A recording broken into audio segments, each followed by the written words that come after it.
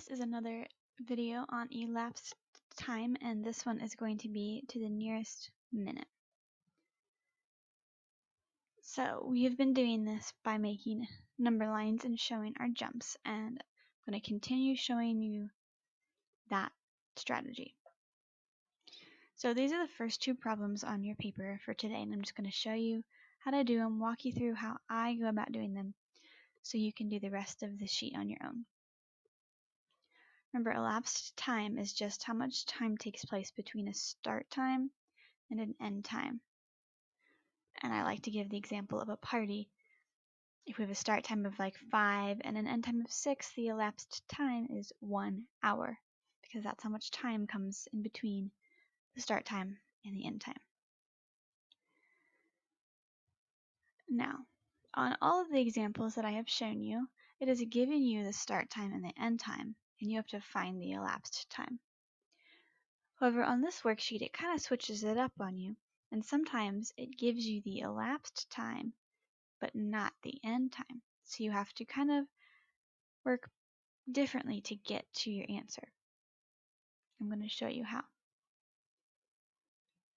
So, like before, you can use the lines in these grids to be your number line, or if you don't like that, you can use some scratch paper, some extra paper, and just draw it on there, whichever works. If you do that though, I do recommend connecting the two papers together so I can see your work when you turn it in. So anyway, for our first one, our start time is 5 a.m. And I'm just going to do it up here just to show you that you don't have to use the lines in the grid. It doesn't matter. My start time is 5 o'clock in the morning. And I don't know what my end time is, so I'm not going to put anything here yet. But I know that there's going to be 3 hours and 57 minutes that pass by. So what I'm going to do to figure out my end time is I'm going to take the elapsed time and kind of just break it down into the jumps, and eventually I'll get to my end time. And I'll show you what I mean. So I'll worry about the hours first. I need to jump 3 hours. And the reason I know that is because normally to get the elapsed time, you just add up all the jumps together, and that's how many hours and minutes you get. So if I have a total end of 3 hours, I'm going to have to make some jumps that add up to 3 hours. I'll start simple and just do 1 hour just to see what it puts me at. If I jump 1 hour from 5 o'clock, that'll be 6 o'clock. I'm going to jump another hour. If I jump 1 hour from 6 o'clock, that'll put me to 7 o'clock. I need to jump 3 hours, and I have 1, 2, and 1 more hour. And that'll put me at 8 o'clock. Now my next piece is 57 minutes. So I can just do my jump and make it 57 minutes because I'm on an even number right here, so it's easy to add it on.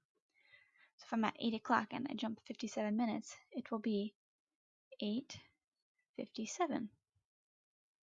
So I know my end time is 8:57 a.m. So that's one way you could have done this problem. Another way you could have done it, instead of doing 3 separate 1 hour jumps, is you could have just put one really big jump that was 3 hours. If you add 5 plus 3,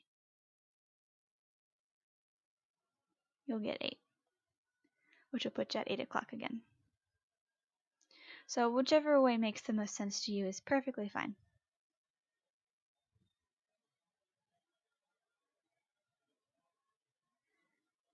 Now I'll walk you through the next one. I have 8 p.m. to 10:44 p.m. So I'm just going to draw a line. My start time is 8 o'clock p.m. My end time, I'll need to get to 10:44. So I'm going to keep going until I get to 10:44. I'm going to start off with a jump that's an hour. And that will put me at 9 o'clock. I'm going to do another hour, which will put me at 10 o'clock.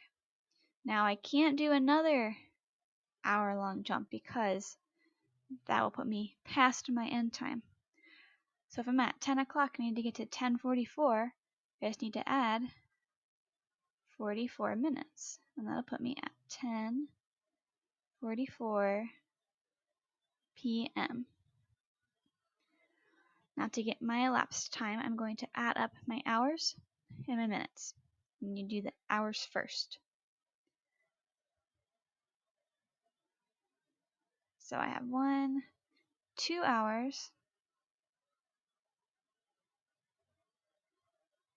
and 44 minutes.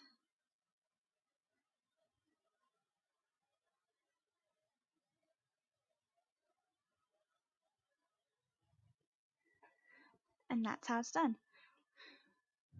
So whether you draw it on extra paper or you do it on your worksheet, just make sure that you are showing your jumps and then adding up all of the time that you were jumping to get to your elapsed time. And if you're starting with your elapsed time like we were right here, just make sure you break it down into the separate jumps. If I were to add all these back up, let's see, look, I have 3 hours and 57 minutes. It should add back up to the elapsed time.